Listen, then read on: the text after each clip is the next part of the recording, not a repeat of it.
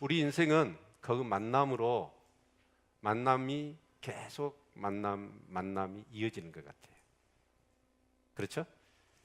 그런데 어떤 만남은 참 이렇게 좋은 만남이 있는가 하면 어떤 만남은 정말 싫은 만남도 있어요.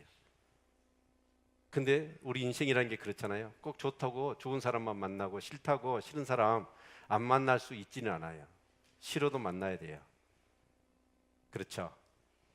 네.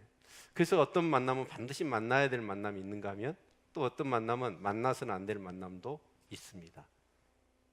네. 그래서 오늘 아주 중요한 만남을 우리가 이렇게 살펴볼 건데 그게 바로 사울과 누구의 만남이에요? 우리 예수님과의 만남이에요. 아멘. 네. 저는 이렇게 단언할 수 있습니다.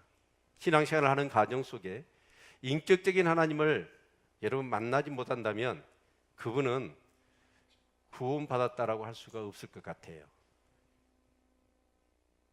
나를 위하여 십자가 피 흘려 죽으시고 나에게 영원한 생명을 주시기 위해서 부활하신 그 주님을, 진짜 살아계신 주님을 인격적으로 만나는 거예요. 그런데 우리는 교회사 가운데서 굉장히 중요한 이걸 회심 사건이라고 그러거든요. 근데 이 회심 사건은 반드시 한 사람의 개인적인 일이지만 그 일을 통해서 하나님은 또한 그 회심을 통해서 놀라운 일을 이루시는 것을 우리가 이렇게 볼 수 있고 또 우리가 경험할 수가 있다고 할 수 있을 것입니다. 자, 그래서 오늘 설교의 제목은 바로 회심, 다른 말로 만남, 이렇게 잡아보았습니다. 자, 여러분, 그런데 여러분 이제 신앙생활 하시면서 우리는 다 그럴 거예요. 하나님이 진짜 여러분 교회만 오면 여기 정병인 목사가 여러분한테 설교를 하잖아요. 그러듯이 하나님을 만나고 싶지요. 그래요, 안 그래요? 또 만나도 어떻게 만나고 싶어요? 아주 드라마틱하게, 아주 극적으로, 아주 놀랍게 막 그렇게 하나님을 만나고 싶은 마음이 누구에게나 다 있을 거예요. 근데 그 하나님을 쉽게 만날 수 있어요, 없어요? 쉽게 만날 수가 없어요. 그런데 반드시 교회를 다닐 때 이 하나님을, 특히 우리 예수님을 만나셔야 됩니다. 근데 이 예수님을 만나지 않고서는 그 신앙은 관념적이거나 지식적으로나 사변적인 신앙을 할 수 있어요. 한마디로 얘기하면 유사 종교 생활을 할 수 있어요. 그러나 진짜 크리스찬으로서의, 하나님의 백성으로서의 삶은 살 수 없을 뿐만 아니라 그 하나님과의 인격적인 만남이 없다면 그 사람의 구원은, 신앙은 한번 점검을 해보아야 합니다. 네. 자, 이 사람을 한번 주목해 보실까요? 누구죠? 잘 모르세요? 전에 우리 금요차라 때 이종훈 교수님의 강의를 우리는 들었잖아요. 그렇죠? 이분이 지금 울산대 법학과 교수입니다.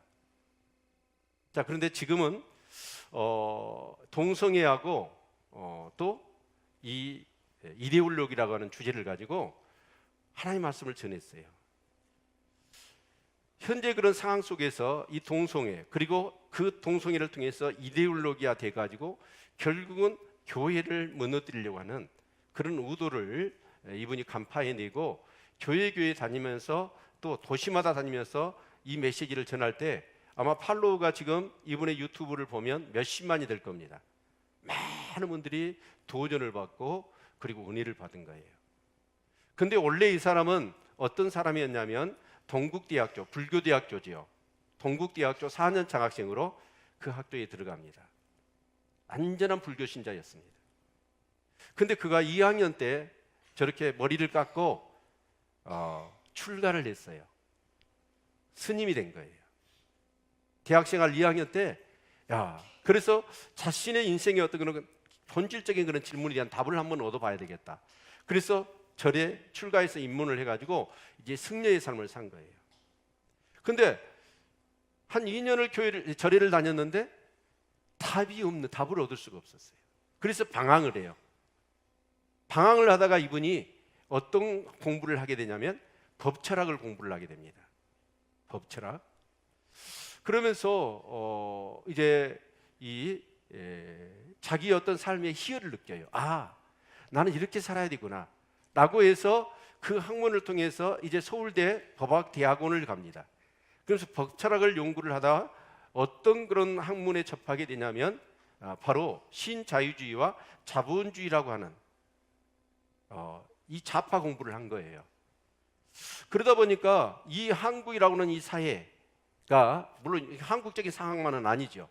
이 자본주의와 신자유주의라고 하는 이런 이데올로기 하에 수많은 군중들이 착취를 당하고 억압을 당하고 있다고 생각한 거예요.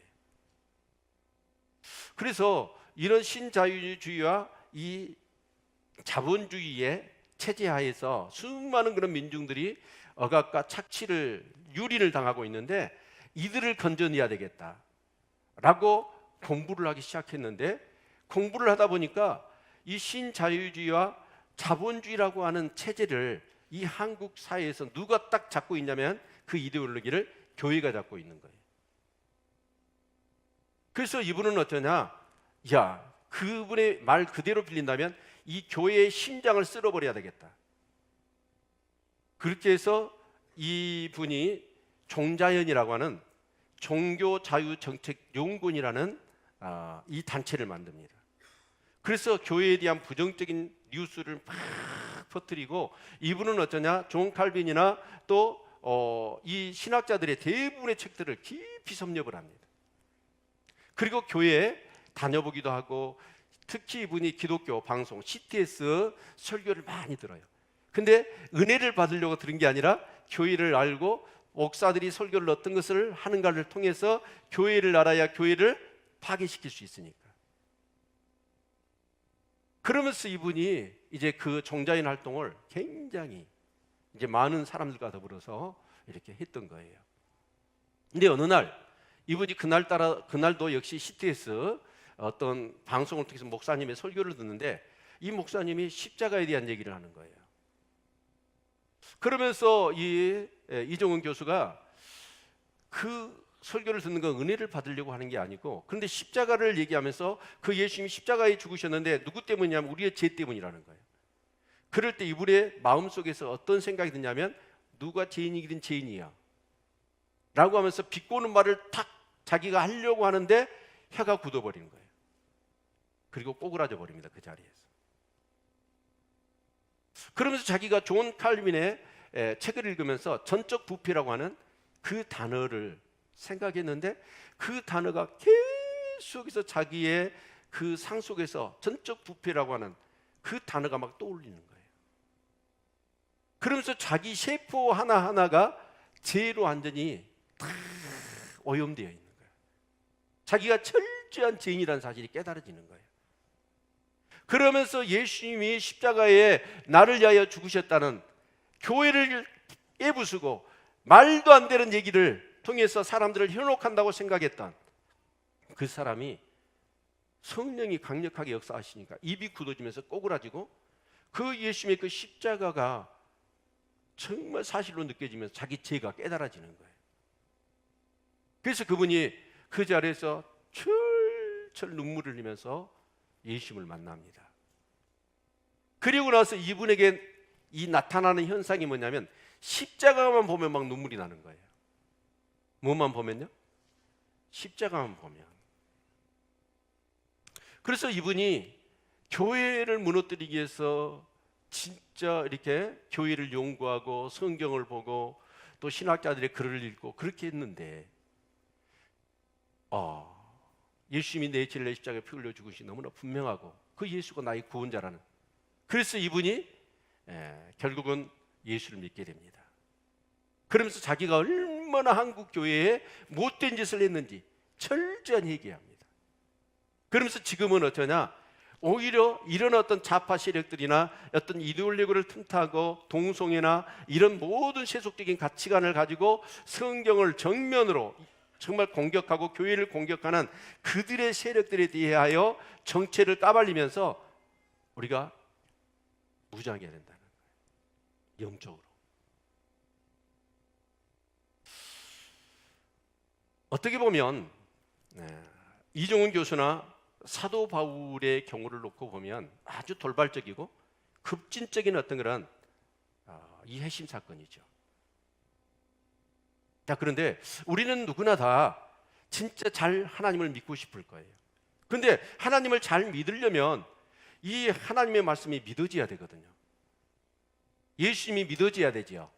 근데 우리는 대개가 어쩌냐, 이 핵심 사건이 없는 사람들은 교회에 와서 신앙생활을 해. 그리고 열심히 성경도 배워요. 그리고 신앙생활을 어떻게 해야 된다는 거 알아. 그러나 핵심은 없어. 인격적인 하나님과의 만남은 없어요. 없다 보니까 그 신앙은 어떻게 되냐면 자기를 보지 못할 뿐만 아니라 감염적이고 지신적이고 사변적인 신앙으로 끝나는 거예요. 삶에 기쁨이 없어. 감격이 없어. 그러다 보니까 뭐냐? 자기의가 높아져. 그래서 저는 이 사도행전의 말씀을 통해서 우리 사랑하는 성도님들이 정말 살아계신 우리 예수 그리스도를 만나실 수 있기를 축원합니다. 그런데 이 핵심은 단회적인 사건이 아니에요. 저도 수없는 주님과의 만남이 있었습니다. 어떤 특별한 진짜 이 사울로에게처럼 아니면 이종훈 교수에게처럼 돌발적인 어떤 상황 속에서 초자연적으로 주님이 저를 만나 주신 적도 있습니다. 아니면 제가 정말 질병 가운데 낙심하고 절망했을 때 주님은 찾아오셔서 말씀으로 인격적으로 만나 주시기도 하셨고, 내 삶의 그런 수많은 그런 상황 속에서 주님은 저를 만나 주셨어요. 예배 중에도, 기도 중에도, 때로는 찬송 중에도, 사역을 감당하는 중에도 주님 저를 만나 주셨어요. 근데 이 만남이라는 것이, 그래서 우리 기독교에서 얘기할 때 하나님과 하나님의 백성들과의 관계를 얘기할 때는 전부 다 뭐예요? 하나의 만남이라고 하는 관계. 신랑과 신부, 아버지와 아들, 아멘. 이런 관계를 통해서 말씀하고 있는 거예요. 그런데 우리는 어떠냐? 신앙생활을 하면서 일방적이에요. 하나님과의 만남이 없어. 그래서 그 믿음에 대한 확신이 없고, 정말 예수님이 내 죄를 위하여 십자가에 피 흘려 죽으셨고 나의 영원한 생명을 위하여 부활하신 주님이시며 그 성령이 내 안에 들어가시는 하나님으로 인격적으로 그 성령님을 경험하는 이런 계속되어지는 그런 이 하나님과의 이 만남의 사건들이 없다 보니까 우리의 신앙은 감염적으로 흘러버리기도 하고 지식적으로 흘러버리기도 하고 때로는 무기력한 신앙생활이 되어지고 마는 거예요. 사랑하는 성도 여러분, 하나님을 꼭 만나시길 바랍니다. 그런데 이종훈 교수도 보면은요, 어떤 사람을 하나님 만나 주시느냐 하는 것을 우리 한번 생각해 봐야 돼요. 그냥 잘 먹고 잘 살고 우리 아이들 잘 떼고 우리 가정에 돈 많고 뭐 배부르지 않고 그렇게 좀 이렇게 살면 됐지라고 하면서 사는 사람들에게는 하나님을 만날 수 없어요. 그러나 인생의 궁극적인 어떤 그런 질문에 대한 답을 얻어보려고 이종훈 교수처럼 저리도 한번 가봤다가 거기 아니니까 학문에 심취해 보기도 했다가 뭔가 자기의 삶에 대한 궁극적인 것을 찾고자 하는 그런 열정 있는 사람들을 하나님 만나 주시더라는 거예요. 아멘입니까? 그걸 뭐라고 그러냐면 바로 심령이 가난한 자는 복이 있나니 천국이 저희 것입니다. 심령이 가난해야 돼요. 주님 나를 좀 만나 주세요. 주님 나에게 은혜를 주세요. 죽을 것 같습니다. 이러한 답이 없으면 나는 살 소망이 없습니다 라고 하는 그런 사람들. 그러면 우리가 한번 생각해 봅시다. 사도행전을 우리가 계속 묵상해 가는데요, 이 사울의 핵심 사건이 있기 전에 7장에도 8장에도 사울의 얘기를 거론합니다. 근데 그 예수님을 만나기 전에 사울의 삶의 모습을 어떻게 성경은 그려주고 있느냐라는 거예요. 7 집사를 세우고 스데벤 집사가 이제 막 복음을 증거합니다. 그럴 때 제사장의 그룹들, 그 제사장의 그룹들이 특히 사두개파 그런 사람들의 입장에서 이 교회는 큰 자신들에게 도전을 주는 거예요.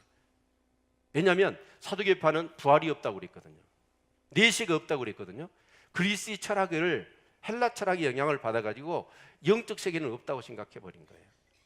그리고 제사장 그룹들은 성도들이 막 성전으로 모여와서 제사를 드리고 헌금을 하고 제물을 바쳐야 자기들이 이치가 올라가고 또 수입이 생기잖아요. 근데 아니 성전에 대해서 이것을 헐라 내가 사흘 만에 세우리라 라고 하시면서 이 성전의 의미가 예수 그리스도를 통하여 완전히 이루어졌고 그 예수님이 십자가에 죽었는데 부활했다. 그리고 그분이 메시아라. 그분을 믿어야 구원을 받는다 라고 하니까 사두개인들은 자기들이 교리하고 대치되지요. 제사장들은 어때요? 한순간에 하루에 3,000명씩 5,000명씩 성전에 다니던 사람들이 교회로 빠져나가니까 큰 위기의식을 느낀 거죠. 그래서 이제 핍박을 시작하는데 그 핍박할 때 스데반 집사가 돌에 맞아 순교를 당해요. 근데 그때 사울이 어쩌습니까? 그 스데반 집사가 죽는 것을 당연히 여겼다고 그랬어요. 그러면서 돌로 그 스데반 집사를 쳤던 사람들이 자기의 겉옷을 벗어다가 사울 앞에 다 쌓아놨습니다. 근데 사울은 어떤 사람이었냐면 그 당시에 하나님에 대한 누구보다도 열정이 있었습니다. 그런데 유대인의 관점에서는 나무에 달려 죽은 자는 하나님께 저주받은 자라고 하는 인식이 아주 고정관념화되어 있었던 거예요. 근데 예수님이 나무에 달려 죽으셨잖아요. 그래서 그 예수는 누구예요? 하나님 앞에 저주받은 자야. 그런데 사도들과 초대교회 성도들이 뭐라고 얘기하냐면 예수 그리스도께서 십자가에 못 박혀 죽으신 것은 우리 죄 때문이고 그분이 죽은 지 사흘 만에 부활하셨다는 거예요. 그리고 그분은 메시아예요. 그분이 하나님이래요. 이 얘기를 하니까 사도 바울의 입장에 그 당시에 유대교인들은 어때요? 말도 안 되는 거예요. 그래서 예수를 믿거나 교회는 뭐냐? 완전히 이단이에요. 이단. 최고의 이단이었던 거예요. 저 거짓된 이단을 퍼뜨려서 사람들을 현혹해서 하나님을 잘 섬기는 사람을 이단으로 빼돌려가지고 저 백성들을 현혹하고 저 백성들을 통해서 자기들의 배를 불린다고 하는 이단의 개수처럼 여겼던 거예요. 그래서 사울은 어떠냐? 예수 믿는 사람들. 그래서 스데반 집사가 죽고 난 다음에 이 사도 바울은 더 열정을 갖기 시작합니다. 그러면서 사도 바울은 어쩌냐? 예루살렘 교회에 이제 집집마다 찾아가서 예수 믿는 사람을 잡아다가 오겠다 가두는 거예요. 그러면서 교회를 잔멸했다라고 얘기합니다. 그 잔멸했다는 얘기가 뭐냐면 멧돼지가 산에 먹을 것이 없으니까 내려와서 고구마 밭을 어떻게 해요? 아니 멧돼지 놈들이 아니 고구마를 자기가 먹고 싶은 양들만 그 도둑만 파가지고 먹으면 되잖아요. 근데 얘들이 한번 내려오면 어떻게 돼요? 다 뒤집어 놔버리거든. 바로 교회를 사울이 어떻게 했다? 그렇게 뒤집어 놔버렸다. 그러니까 이제 예루살렘께 핍박이 생기니까 사람들이 거기서는 살 수가 없는 거예요.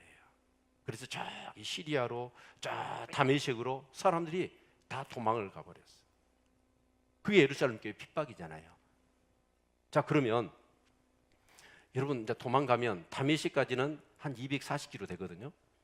한 서울 정도 되죠. 여기서 그런다고 그러시죠 좀.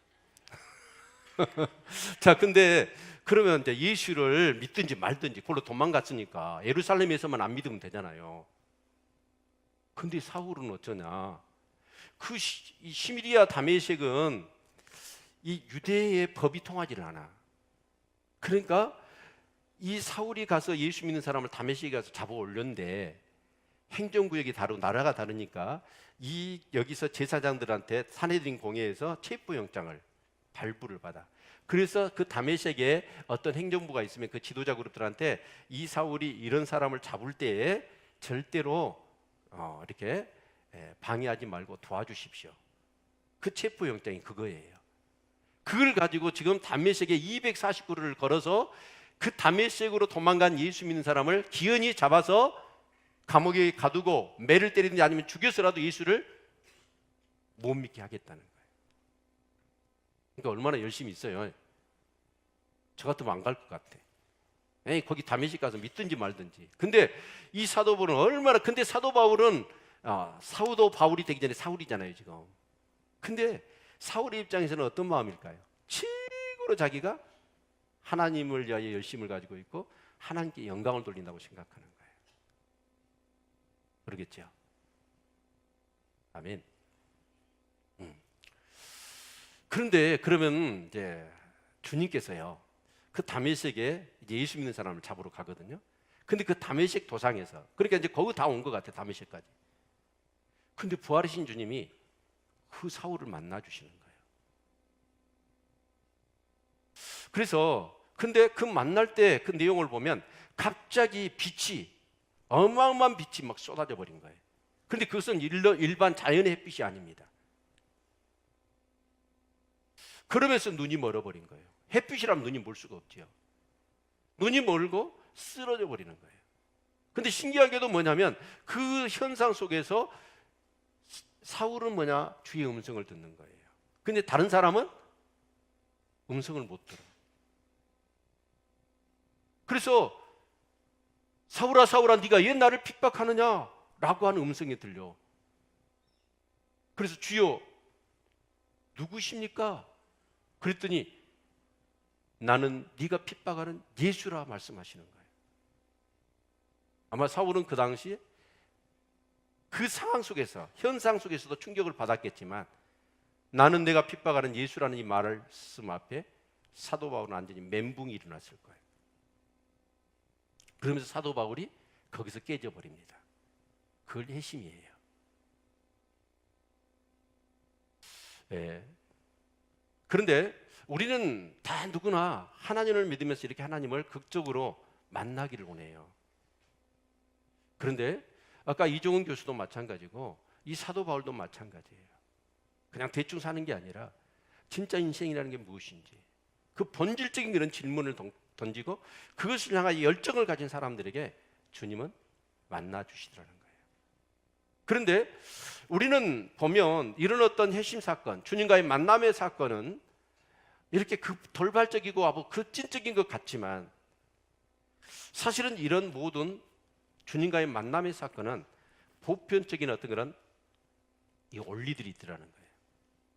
누구는 이런 막 갑자기 빛 가운데서, 아니면 어떤 사람이 음성 가운데서, 어떤 사람은 어떤 사건 사고를 통해서, 아니면 어떤 사람은 기도하는 중에, 어떤 사람은 예배 중에, 어떤 사람은 막 찬양을 하는 중에, 어떤 사람은 금식기도 하는 중에 주님을 만나기도 하거든요.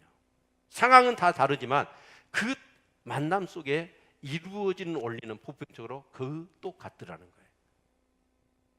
그래서 오늘 그 원리들을 몇 가지를 우리가 한번 본문을 통해서 한번 찾아보려고 해요. 아멘. 네, 그리고 그런 원리 속에서 그 주님을 만난 사람들의 삶이 어떻게 변화되어지는가 하는 것을 통해서 같이 은혜를 나누려고 합니다. 자, 첫 번째, 이 보편적인 회심, 그 회심에서 보편적인 하나님께서 찾아오신다. 누가 찾아오신다고요? 하나님께서 찾아오시는 거예요. 내가 막 만나겠다라고, 물론 그런 어떤 열정과 사모함이 있는 것은 중요해요. 그러나 이 모든 이 회심의 사건에서는 누가 주권적으로 역사하시냐면 하나님이 주권적으로 역사하신다는 사실입니다. 나중에 우리가 그 부분을 좀 더 자세히 보겠지만 사도 바울의 회심 이전에 7장과 8장에서 사도 바울의 그 모습을 이렇게 보여주셨던 의미가 무엇일까요? 누가가 사도행전에 그것을 기록한 이유는 뭐냐면 하나님이 주님을 만나기 전에 사울의 모든 것들을 주님이 다 알고 계시다는 뜻입니다. 그래서 사도행전 26장 24절 내용을 보면 사울아 사울아 예 네가 나를 핍박하느냐 네가 가시제를 뒷발질하기가 내게 고생이라 라고 하는 말씀을 하고 있어요. 사도행전에서는 사도 바울이 회심한 사건을 9장, 22장, 26장에서 다루고 있는데 26장 14절의 말씀을 놓고 보면 사도 바울이 네가 가시제를 뒷받침하기가 네게 고생이다. 이 말의 의미는 뭐냐면 이 유대 사회는 소가 수레를 끌잖아요. 수레를 끌다가 소가 잘 안 가면 뒤에서 주인이 때리겠죠. 때리면 소가 어떻게 해요? 앞으로 가는 놈도 있는데 고약한 소들은 어때요? 안 가라고 뒷발질 탁 한다고요. 그러면 뒤에다가 뭘 달아놔요? 가시체를 달아놔. 그러면 뒷발질하면 소가 어떨까요? 가시에 찔리잖아요. 사도 바울이 그랬다는 거예요. 지금까지 예수님을 핍박했고 교회를 핍박했어. 근데 그것이 결국은 뭐였느냐? 자기가 가시죄를 뒷발질하는 것이었다 라고 고백하고 있습니다. 그 말의 의미는 뭐냐면 하나님께서는 사울이 교회를 핍박하고 예수 믿는 사람을 정말 박해하는 그런 모든 그런 가정 속에서 하나님이 사울을 다 지켜보고 계셨다는 뜻이에요. 아멘. 그런데 사울은 뭐냐? 지금 열정이 잘못되어서 예수가 누군지를 이 성경을 통해서 정확하게 볼 수 있었다면 좋을 텐데 그 당시에 율법주의, 유대주의 거기에 사로잡혀 있었던 거예요. 그러다 보니까 예수 그리스도가 누군지를 몰랐어. 그래서 예수를 이단으로 하는 거예요. 그런데 하나님은 그 사울을 어떻게 해요? 찾아오십니다. 아멘. 사울은 전혀 기대하지 않았어요. 설마 예수는 이건 완전히 이단의 개수고 한때 센세이션을 일으켜서 자기 세력을 모으려다가 정말 그 거짓된 선지자였죠. 그런데 죽은 줄로만 알았던 예수님이 진짜 제자들이 얘기했고 초대교회 성도들이 얘기했듯이 부활하셔서 자기 눈앞에 나타난 거예요. 우리가요, 예수님이 내 죄를 위해 십자가에 죽으셨다는 사실을 우리는 알아요. 그리고 그분이 죽은 지 사흘 만에 부활하셨다는 것도 우리가 알아요. 교회를 다니면. 그렇죠. 근데 그것을 실제적으로 내 사건하는 건 돼요, 안 돼요? 안 돼요. 실제적으로 그 십자가에 못 박히셨고 부활하신 그 살아계신 주님을 내가 인격적으로 만나지 않고서는 그걸 믿을 수가 없습니다. 그래서 반드시 우리는 누구를 만나셔야 되냐면 그 예수님을 만나셔야 돼요. 근데 그 예수님은 어때요? 언제든지 우리에게 찾아오십니다. 아멘. 그리고 그 주님을 만나면 내가 깨어지는 거예요. 이걸 회심이라고 그럽니다.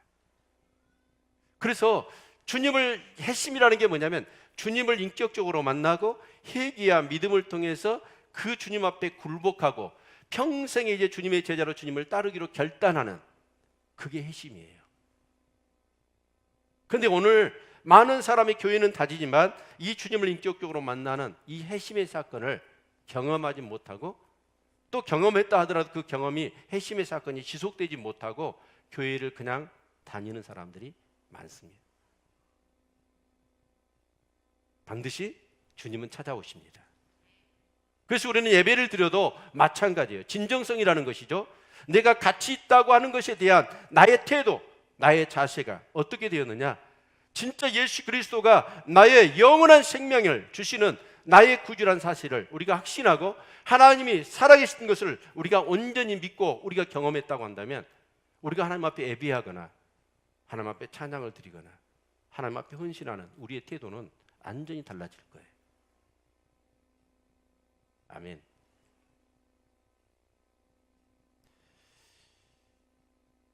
두 번째로 보편적인 핵심은 인격적이다는 거예요. 뭐라고요? 인격적이다. 여기가 참 저는요 이 하나님이 인격적이라는 말에 제가 뿅 갔어요. 뿅. 오늘 여기 본문의 말씀을 보시면 자, 사울아 사울아 네가 어찌하여 나를 핍박하느냐 하시거늘 대답하되 주여 니시오니까 가라사대 나는 내가 핍박하는 예수라. 여기서 우리가 주목해야 될 부분이 뭐냐면 사울은 예수님을 만난 적이 없어요. 근데 예수님은 사울의 이름을 알고 계셔요. 하나님이 나를 아신다는 것. 이건 얼마나 엄청난 일인지 모릅니다. 우리 그 찬양 아시나요? 내 이름 아시죠. 내 모든 생각도 어느 순간 마음이 답답해요. 삶이 힘들어요. 정말 하나님 앞에 그 무거운 마음으로 엎드려서 기도하는데 주님이 내 이름을 부르시는 거예요. 병이나. 그러면서 내가 너를 안다 라고 말씀하셔요.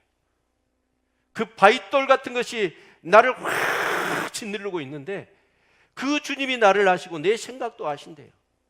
그 한마디에 어떻습니까? 그렇게 답답하게 짓눌렀던 바위돌 같은 것이 사라져 버립니다. 아멘. 여러분, 그 하나님이 나를 얼마나 사랑하시는가, 나의 모든 것을 알고 계시고, 그래서 그 하나님이 나를 안다는 것, 사울은요 꿈에도 몰랐어요. 주님이 자기를, 그러면서 나는 내가 핍박하는 예수라는 말을 들었을 때 이 사울은 완전히 충격적이었던 것이죠. 자기가 얼마나 무지했는지, 얼마나 교만했는지, 얼마나 어리석었는지, 그 예수가 성경에서 말씀하고 있는 그리스도고 진짜 우리 죄를 위하여 십자가에 죽으셨다가 우리의 영원한 생명을 위하여 부활하신 주님이신데, 사울은 지금까지 예수 믿는 사람은 이단으로 알고 그들을 잡아 죽이기도 했고 감옥에 가두기도 하고 때리기도 했단 말이에요. 얼마나 잘못됐냐고요, 자기가. 그래서 그 빛이 임한 거예요. 예수님은 빛이십니다. 빛이 임하기 전까지는 자기 실체를 몰라요. 근데 빛으로 주님이 오셔서 나는 네가 핍박하는 예수라고 했을 때 이 사도 바울은 뭐예요? 자기 가운데 처져 있었던 영적인 무지의 어두움이 깨져버린 거예요. 회심 사건이 없으면요, 나의 신앙의 본질과 내 신앙의 실체를 몰라요. 그런 사람들은 뭘 할 수 있느냐? 자기 열심이죠. 자기 의. 그래서 진짜로 교회에 무서운 사람이 누구냐면 회심하지 않고 신앙생활을 오래 한 사람들입니다. 사울이 그랬어요. 누구보다도 이분은 가말리엘 문화였고 율법 바리새인이었고 진짜로 자기 어떤 종교적인 배경이나 그런 모든 것들은 절대로 누구한테 꿀리지 않는 사람이었습니다. 그리고 가장 앞장서서 예수 믿는 사람들은 하나님의 영광과 의를 위하여서 이런 사람들은 즉각 처단을 했어야 했습니다. 가만히 있을 수가 없었어요. 그런데 그 예수가 가짜인 줄 알고 이단 사입인 줄 알았는데 그 예수님이 진짜인 거예요. 메시아인 거예요. 그때 자기의 어떤 그런 실체를 깨닫는 것이죠. 거기서 오는 이 사울의 깨어짐, 여러분 이게 있기를 바랍니다. 그래서 반드시 우리 예수를 믿는 사람은 이 회심의 사건이 있어야 합니다. 그래야 내 신앙의 본질, 내가 얼마나 어리석고 무지하고, 이종훈 교수가 그랬어요. 그 주님을 만나고 십자가를 체험하고 났더니 자기가 얼마나 죄덩어리인지. 아니, 목회자들이 설교할 때마다 모든 사람이 죄를 지었다고 그러고 예수님이 우리 죄를 위하여 십자가에 죽으셨다는 이 말을 들으면 막 비웃음만 나왔대요. 그런데 그 주님을 만나고 났더니 자기 셰프 하나가 전부 다 죄로 완전히 부패한 자신의 모습을 발견하게 된 것이죠. 저는요 간혹 교회에서는 일어나서는 안 될 일들을 듣기도 하고 제가 보기도 했습니다. 교회 문제가 생기는데 목회자가 강단에 설교를 하는데 강대상을 깨버려요. 목사님 넥타이를 끌어잡고 끌어내려요. 이런 사람은 누구냐면 회심을 경험하지 않은 크리스찬들이에요.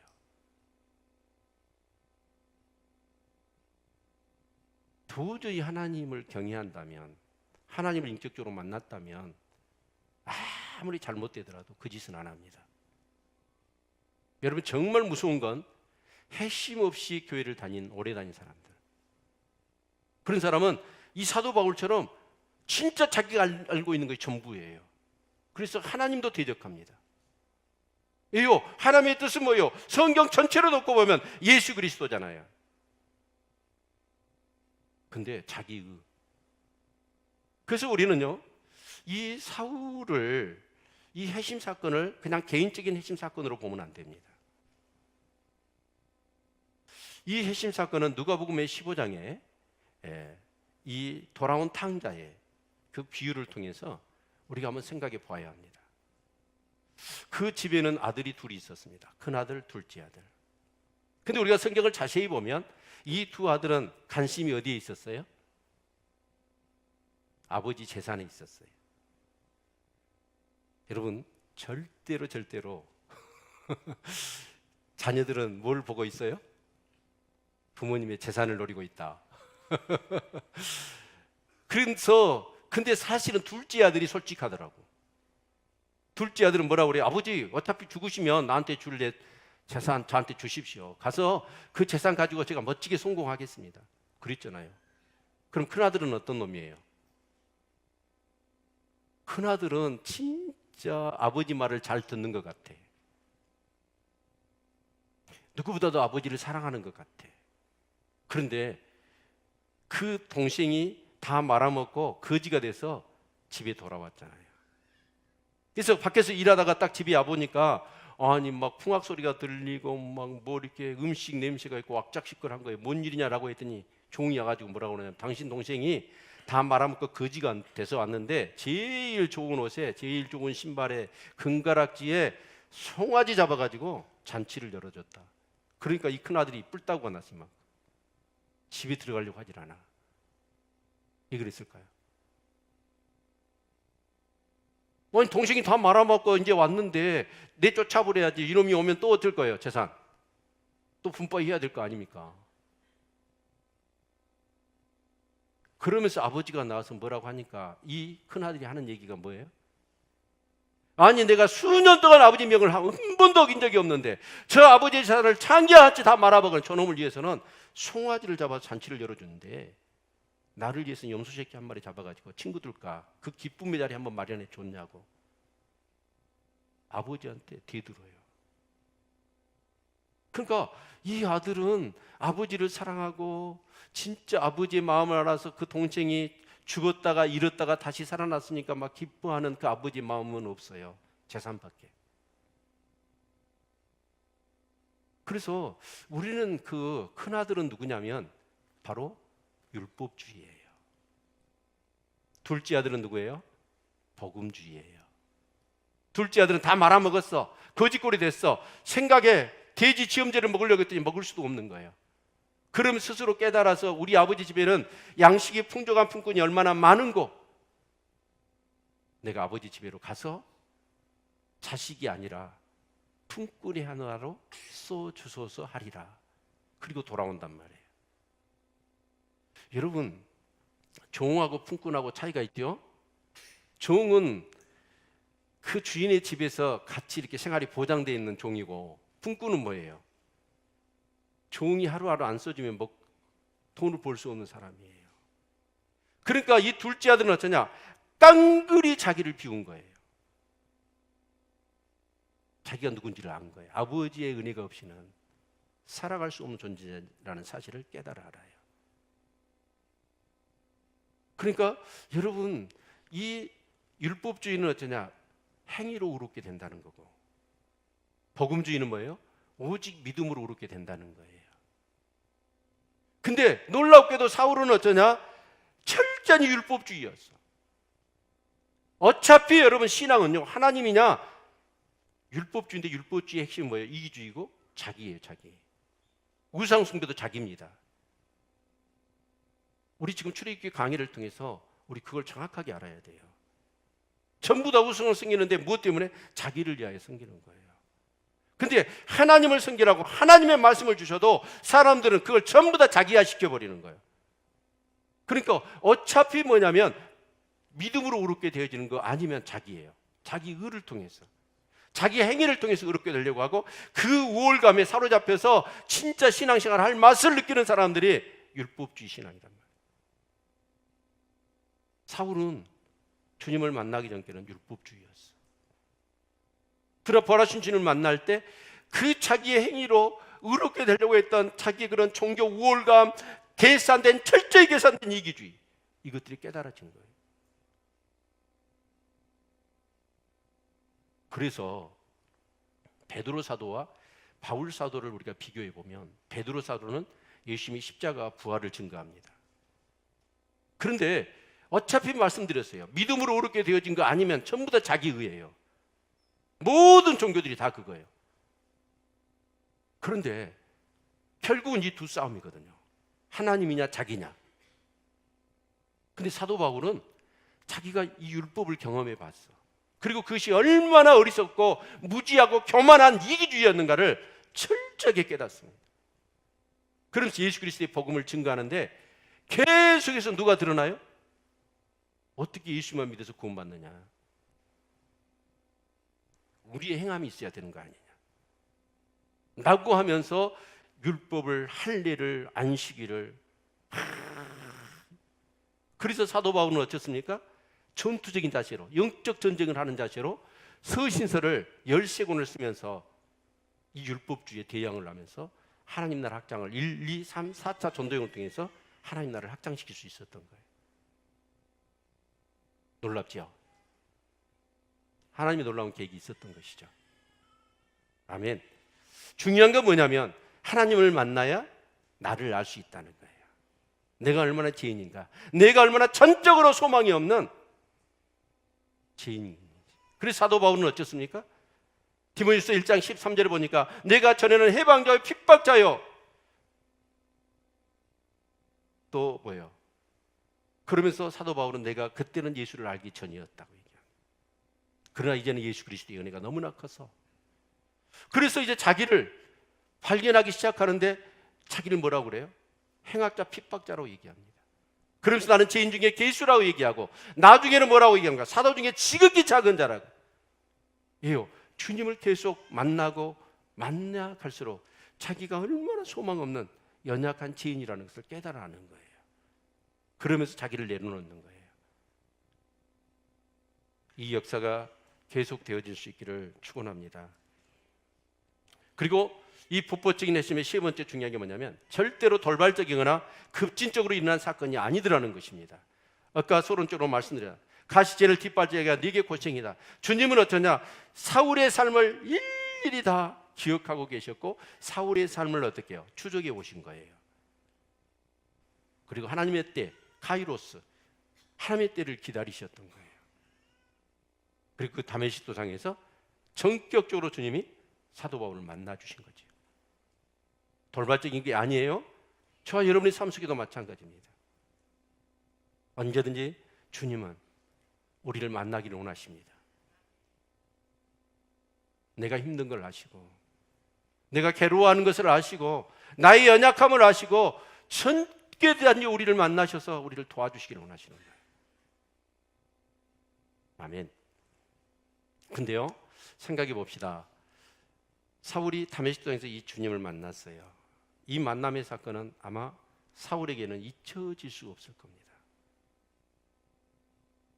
그 만남을 사울은 계속해서 사모했을까요? 안 했을까요? 사모하지요. 계속해서 사모해요. 자, 이 그림을 한번 보고 싶은데요. 네. 모든 것이 가능하다라는 이 첸 브리커라고 하는 여인입니다. 이 여인은 태어날 때 하반신이 없었습니다. 자, 대부분의 사람이 이렇게 태어났으면 자기 인생을 저주할 겁니다. 절망하고 비관에 빠질 겁니다. 근데 이분이 핵심 사건이 일어났어요. 주님을 만난 거예요. 아마 전에는 얘 내 이 모양으로 태어났느냐는 거예요. 이게 사람이냐는 거예요. 사람 구실을 할 수 있겠느냐는 거예요. 근데 이 여인이 주님을 만납니다. 주님을 만나고 나서 놀라운 하나님의 자신을 향한 사랑과 그 계획을 깨닫습니다. 나를 이렇게 태어나시게 하신 것은 내가 저주받은 인생이어서가 아니라 하나님의 놀라운 계획이 있어서 진짜로 하나님이 최고의 나한테 좋은 옷으로, 좋은 신발로, 좋은 금가락지로 자기의 삶 가운데 송아지를 잡아서 최고의 잔치를 열어주신 것이라고 이 브리커는 깨닫습니다. 그러면서 이 브리커는 그때부터는 불가능이 없어요. 뭔가 불편하면 안 하는 게 아니라 불편하면 하나님이 이 일을 하시라고 하는가 보구나 하고 그 불편한 일을 도전을 하는 거예요. 이분이 텀블링을 합니다. 텀블링 대회를 나가서 1등을 해버려요. 하만심밖에 없는데 기계체조를 합니다. 또 스킨스쿠버를 합니다. 수영대회를 나갑니다. 어떤 사람이 이런 얘기를 해요. 만약에 하나님이 당신을 만나셔서 두 다리를 주신다고 하면 어쩔래? 노! 하나님은 원래 자기를 이렇게 태어나게 하셔서 이 모습으로 영광을 돌리도록 자기를 그렇게 창조하셨다는 거예요. 그래서 진짜 저런 몸으로 무엇이든지 도전을 합니다. 정상인처럼. 한 번도 자기가 불구자라고 생각을 안 하는 거예요. 그래서 모든 것에 다 도전을 하는데 정상인처럼 해내는 거예요. 특히 스킨스쿠버가 되어지는데 그 훈련받는 그 과정을 그래서 좀 읽어보면 진짜 물이 차오르고 숨이 막히고 진짜 다 포기하고 싶은 것이죠. 그런데도 불구하고 이분은 주님을 만났고 그 주님은 자기의 삶 속에서 이런 모습을 통해서 영광을 받으신다는 사실을 알았기 때문에 포기하지 않습니다. 여러분, 하나님을 만나면 삶이 이렇게 놀라우게 변화됩니다. 아멘. 그래서 우리 그 회심의 증거를 우리가 본다면 첫 번째가 뭐냐면 자신의 실체를 발견하는 거예요. 아까 말씀드렸죠. 사울은 자기가 어떤 존재, 진짜 하나님을 향하여서는 누구보다도 열심히 있고 진짜 영적으로나 어떤 정말 의에 있어서는 뒤처지기를 2등하는 것을 원치 않았습니다. 그런데 그게 얼마나 무지하고 어리석고 이기적이고 교만한 것인가를 처절하게 깨닫습니다. 여러분, 이 회심의 사건은 반드시 있어야 될 뿐만 아니라 지속되어야 합니다. 그래서 하나님을 만나면 만날수록 내가 얼마나 연약한 존재인지, 그러니까 가난해지는 거예요. 겸손해지는 거예요. 목이 마르고 줄인 거예요. 그래서 주의 은혜를 사모할 수밖에 없는 거예요. 그래서 회심한 사람의 두 번째 사건이 뭐냐면 바로 엎드리는 거예요. 뭐 한다? 여러분, 사울이 엎드리잖아요.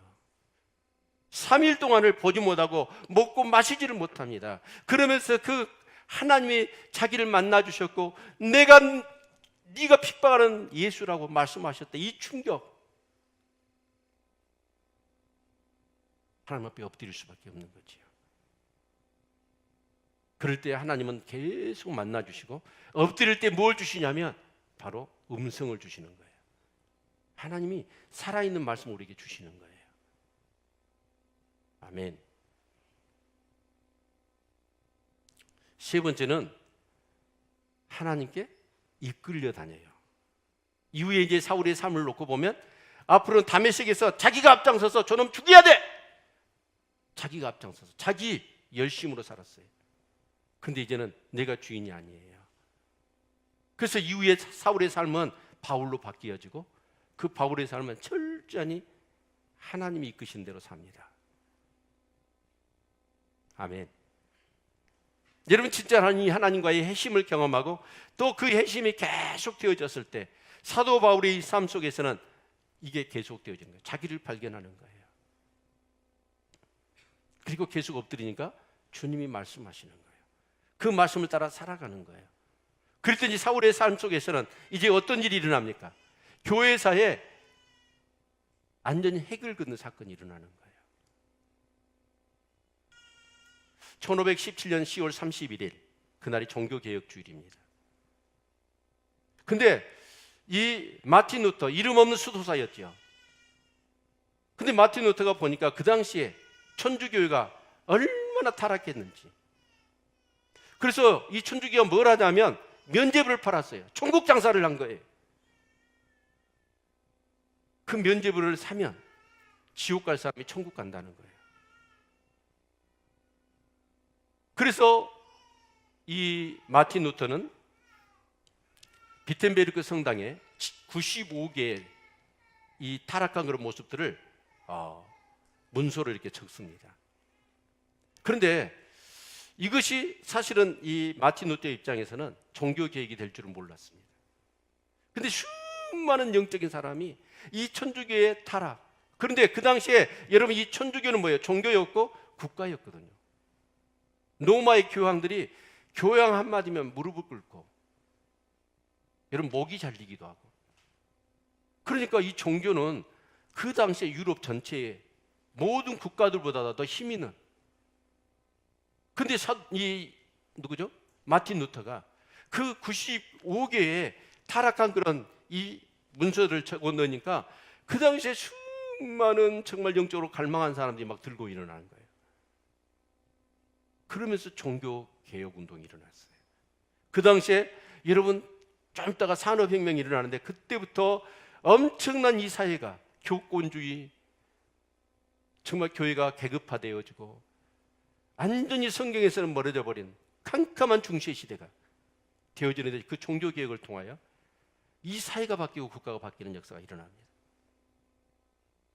그와 마찬가지로 이 사도 바울의 회심 사건을 통해서 하나의 이 유대교와 기독교라고 하는 그 정말 이 역사적인 그런 부분이 있어서 교회가 완전 1차, 2차, 3차, 4차 전쟁을 통해서 유럽으로 복음이 번지고 세계화 되어지는데, 이 사도 바울의 이 회심 사건은 정말 멋지게 쓰임을 받게 된 것이죠. 사랑하는 성도 여러분, 어떻게 보면 우리 예수를 믿는 우리에게 있어서 이 회심은 너무나 중요한 것입니다. 그런데 우리가 예배를 드려도 이제 예배를 드릴 뿐이지 하나님을 만나지 못하는, 기도를 해도 그냥 기도 종교에. 근데 우리는 성경을 보면, 자, 우리 5장에 아나니아 삽비라가 나옵니다. 이 사람은 회심을 경험하지 않았어요. 그런데 교회 안에 어떤 일이 일어났냐면, 사람들이 어쩌냐, 막 성령의 은혜를 체험하고 회심하고 나니까 가치관이 바뀐 거예요. 그래서 자기 집이나 논이나 밭을 팔아가지고 뭐예요? 교회한테 헌금을 하면서 어려운 사람을 돕자, 막 그러면서 헌금을 하는 거예요. 어느 날 아나니아가 교회를 갔더니 전체 성도들이 얘기하는 게 바나바 그러는 거예요. 그래서 왜 그런가 했더니, 바나바가 자기 집이고 밭이고 팔아가지고 그걸 어려운 사람 돕기 위해서 어마어마한 돈을 헌금을 했대. 그래가지고 전부 다 교회 갔더니 바나바 얘기만 하는 거예요. 그래서 아나니아가 교회 가가지고 시험 들었어. 그리고 집에 와가지고 마음이 불편해하고 있으니까 부인 삽비라가 왜 그러냐고 그랬더니, 교회 갔더니 바나바가 완전히 떠들었더라고. 아니 왜 그러냐고 그랬더니, 바나바가 막 헌금을 해가지고 교인들이 진짜 교회 갔더니 바나바 얘기밖에 안 한다고. 아마 이 아나니아가 바나바하고 좀 경쟁을 했는가 봐. 그래서 교회 갈 마음이 안 생긴다고. 그러니까 삽비라가 뭐라고 그래요? 우리도 하면 될 거 아니요. 그래가지고 밭을 팔았어. 그래가지고 헌금을 해. 근데 거듭나지 않은 사람이기 때문에 이게 기쁨으로 하는 게 아니라, 자원해서 한 게 아니라 남이 하니까 따라서 유사 행위를 한 거예요. 근데 다 하려고 했더니 아까워. 그래서 얼마를 꼬불쳤어. 그리고 이게 전부 다 박한값이라고 속인 거예요. 또 빌립 집사가 사마리 가서 전도를 했어. 근데 그 사마리아 성에 누가 나와요? 마술장이가 나와, 시몬이.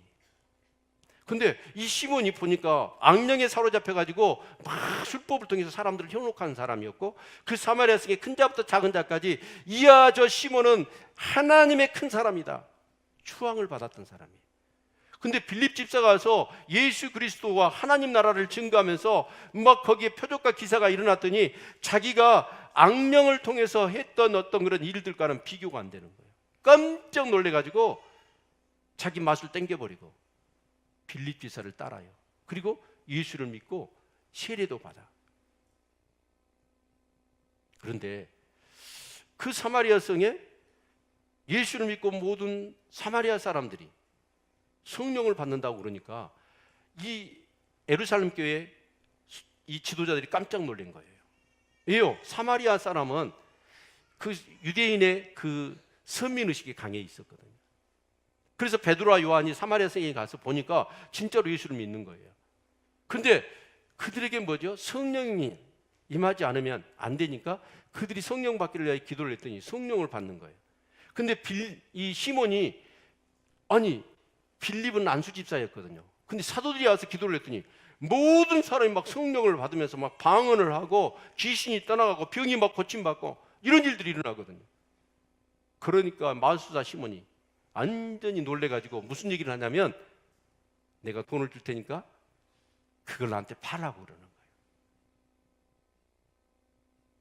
여러분, 이 사도행전에 이 아나니아 삽비라나 마술사 시몬을 통해서 뭘 보여주고 있냐면 회심하지 않는 유사 크리스찬들을 보여주는 거예요. 우리 교회는 이 유사 크리스찬이 없기를 바랍니다. 뭔가는 해. 근데 시몬도 어쩌습니까? 예수 십자가가 뭔지를 몰라. 그냥 사도들이 와서 팍 안수하니까 성령이 임하고 능력이 임하거든요. 그러니까 이야, 돈으로 그거 살 수 있다고 생각하고 나도 능력을 행하고 싶은 거예요. 교회를 다니는 궁극적인 목적이 주님을 만나고 십자가를 통해 제사함 받고 부활하신 주님을 통해서 영생을 얻는 데 목적이 있는 게 아니라 영의 인기, 또 인간적인 속셈, 아니면 거기서 능력 받아서 자기도 능력 있는 어떤 그런 삶을 살고 싶은 그런 마음으로 교회를 다니는 사람들, 그게 바로 유사 크리스찬이에요. 회심하지 않는 사람. 사랑하는 성도 여러분, 정말 주님 만나셔야 됩니다. 그래서 올해 제 하도가 뭐냐면 카이로스예요. 시계 시간 크로노스가 아니라 사건 시간의 카이로스. 의미 있는 사건들을 만들자는 거예요. 예배를 드려도 진짜 예배를 통해서 주님을 만나셔야 돼. 아멘. 기도를 해도 그냥 행위만, 종교 행위만 되풀이하는 유사 크리스찬의 어떤 그런 행위가 아니라 그 기도를 통해 주님을 만나셔야 돼요. 찬양을 통해 주님을 만나셔야 돼요. 그러기 위해서는 우리 마음이 가난해야 돼요. 저는 우리 교회 성도님들이 이 주님 만난 것이 너무나 좋아서 또 만나고 싶고 또 만나고 싶어서 더 갈급하고 더 가난하고 사모할 수 있기를 바랍니다. 여러분 생각해 보십시오. 여러분이 만약에 문재인 대통령이 여러분과 동행해 줄 수 있는 삶이라면 여러분은 어떠시겠어요? 굉장히 영광스럽게 생각할 겁니다. 근데 그 대통령, 일국의 대통령하고는 비교가 되지 않는 전지전능하신 하나님이 나의 삶과 함께 하시는 거예요. 나를 깨닫게 하고 계속해서 말씀하시면서 우리의 삶을 인도해 주시는 그 전지전능 하시는 그 주님, 그 주님과 동행할 수 있는 삶은 얼마나 영광스럽고 얼마나 멋있는 삶이 되겠습니까? 신앙생활은 주님과의 만나는 거예요. 그런 역사가 있기를 바랍니다. 우리 한번 기도할까요?